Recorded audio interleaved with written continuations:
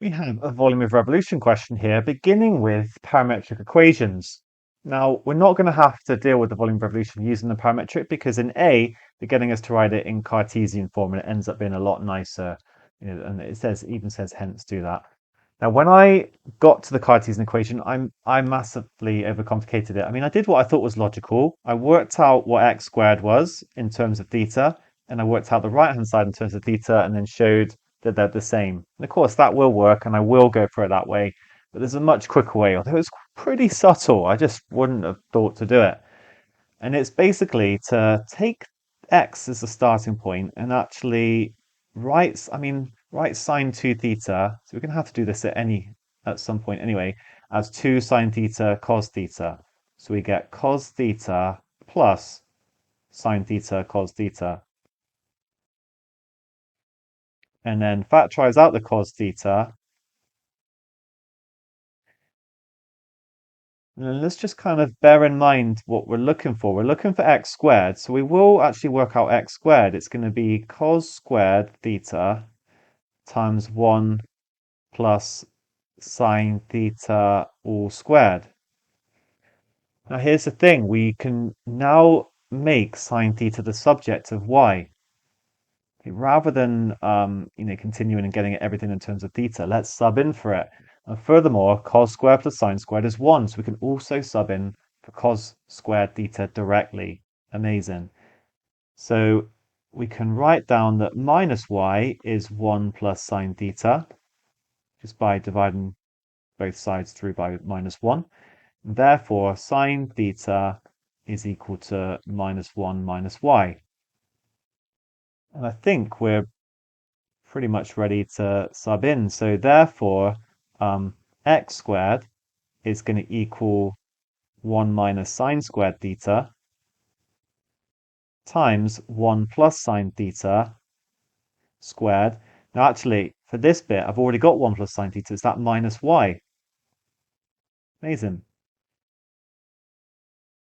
And then it's going to be 1 minus sine squared. This one's a little bit more involved. So 1 minus 1 minus y all squared in brackets. And then I'm just going to get y squared here.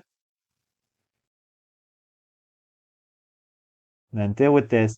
Now, when you have minus 1 minus y all squared, it's like you're squaring a negative, and it's the same as when you're squaring a positive. So we can actually just square 1 plus y squared. So we'll get 1 minus y squared plus 2y plus 1. And remember, we're still timesing this through by y squared. That will become 1 minus y squared minus 2y minus 1 y squared. The minus 1's cancel. So the minus 1 and the 1 cancel. I can factorize out a minus and write it as y squared plus 2y. And I'm pretty much there because I can just bring the y squared in now, and I will get minus y to the 4 plus 2y to the 3. We've got our result in Cartesian form. Now, if you don't see that quick method, fair enough. We're just going to have to do it more of a brute force approach and get both of them in terms of theta.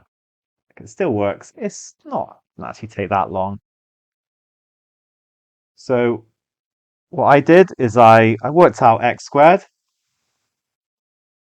It's going to be cos theta plus a half sine 2 theta all squared, which will become cos squared theta plus cos theta times a half sine theta and then doubled, so cos theta sine 2 theta plus a quarter sine squared 2 theta. Now I want to be relating it to y, and y is just going to be in terms of sine theta in a minute, so it makes sense to change this to 1 minus sine squared theta. And then over here, it's going to be cos theta times 2 sine theta cos theta. That becomes 2 sine theta cos squared theta, which I can also write as 1 minus sine squared theta. And of course, I've got my plus quarter sine squared theta. Wait, I've got to deal with that one as well. So sine squared 2 theta is going to be 4 sine squared theta cos squared theta. So I will get sine squared theta and then another 1 minus sine squared theta when I substitute in for cos squared.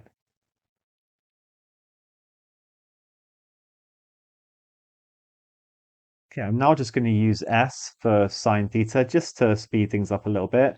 So it'll be 1 minus s squared plus 2s minus 2s cubed plus s squared minus s to the 4, which is then going to be, oh, these actually cancel. So it's pretty much actually, just leave it like that. Right, let's work on y. Okay, so y squared is just going to be the negative we can ignore. Is going to be 1 plus s all squared. So 1 plus 2s plus s squared. Then for y cubed, it's going to be minus 1 plus s to the 3, because I'm going to have a triple negative here. And I'm going to do a little binomial expansion, just Pascal's triangle, 1, 3, 3, 1. We're going to get minus 1 plus 3s plus 3s squared plus s cubed. So that will become minus 1 minus 3s minus 3s squared minus s to the 3. Okay, I've still got to deal with y to the 4. So for that, I'm going to do another little binomial expansion, just add another row to the triangle. This is the trickiest bit, isn't it? That x squared is quite quick, but I've got to get 1, 4, 6, 4, 1. So y to the 4 is going to be back to 1 plus s to the 4. I've got 4 negatives now, so I will get 1 plus 4s plus 6s squared plus 4s cubed plus s to the 4. Now I'm going to find out this right-hand side, so it's going to be minus y to the 4 plus 2y cubed is going to equal minus 1 plus 4s plus 6s squared. You can see the importance of using s here because of how many terms we're writing. And I'm adding 2y cubed, so it'll be minus 2 minus 6s minus 6s squared minus 2s cubed. These two cancel. 1 minus 2 is minus 1. 4s minus 6x is minus 2s. 4s cubed minus 2s cubed is plus 2s cubed. And then we've got our plus s to the 4. And that then equals 1 plus 2s minus 2s cubed minus s to the 4, which is exactly the same as that. So therefore, x squared equals minus. All right, take it back. This is so easy to make a mistake on this. The first way is the best. It's just, of course, I think a lot more subtle. All right, moving on. We're asked to hence use a model to find the volume of the pendant. So we can see this, it says we're revolving around the y-axis. So essentially it's gonna be v equals pi, then the integral of x squared, we're integrating up the y-axis. We've got our x squared in Cartesian form, so no problem with the function that we're integrating. It's just all about the limits now. And for this, we need to actually return to the parametric form. So let's take a look. What happens when theta is equal to 0? Well, cos of 0 is 1, sine of theta is 0, so x is going to be 1 when theta is 0. And then y is going to be minus 1. So we've got to try and sort of pinpoint, because we're trying to go from here to here. And we might not necessarily, we need to work out the value of y that we're starting with. Okay, if theta is equal to pi, that seems like we're going to be halfway around, because 2 pi is when we've got all the way around. Then cos of pi is -1. We're gonna get x is -1 here. And then y is again equal to -1. So it can't be that the bottom is when y is -1. Actually, it feels like it's going to be here and here. We need to keep going. What about theta equal to, well, if we set it equal to 2 pi, let's do that. Then we end up getting cos of 2 pi is 1 and sine of 4 pi is 0. So we're going to get 1 again here. And then sine 2, we're going to get -1 again here. So 0 and 2 pi are in the same place, which makes sense because we've gone all the way like through a cycle. Okay, what about theta is equal to pi over 2? Then cos of pi over 2 is 0.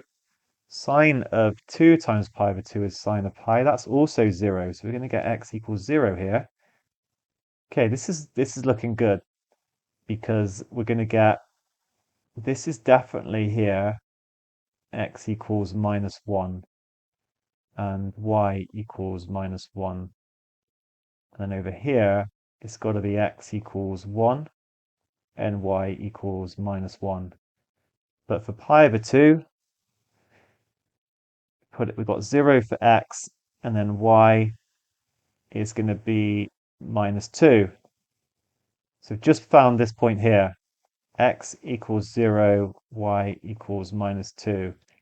And we've got our lower limit.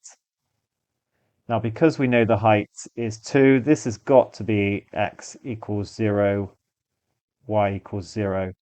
So our upper limit's going to be 0. But to check, okay, let's try 3 pi over 2, because that's going to be, we're going around here. We've got pi over 2 here. We've got, what is it? 0 here. Does that make sense? What did we have? This here was when theta was equal to, oh, this was theta equals pi. This is theta equals pi over 2.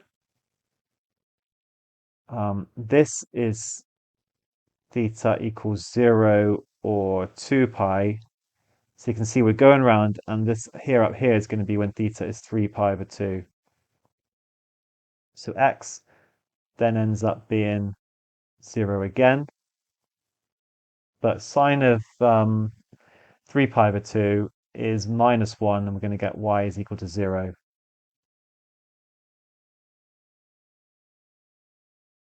So that's what's happening along this parametric curve. We're starting here, and as theta increases, we're going round until we get back to 2 pi.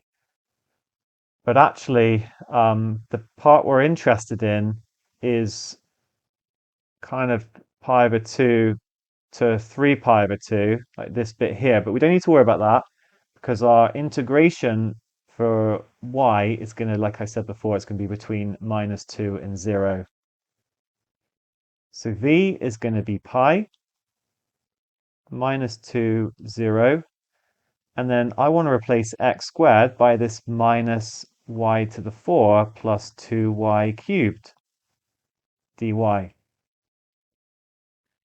Now, something we can do is when you have minus the integral from b to a, it's actually, you can get rid of the minus and just swap it round, because here we're doing the limit of b minus the limit of a, and then you're making it negative. That's the same as limit of a minus limit of b. So it will become pi, and then I'll put -2 in first. It's fine if the upper limit is lower, by the way, not a problem.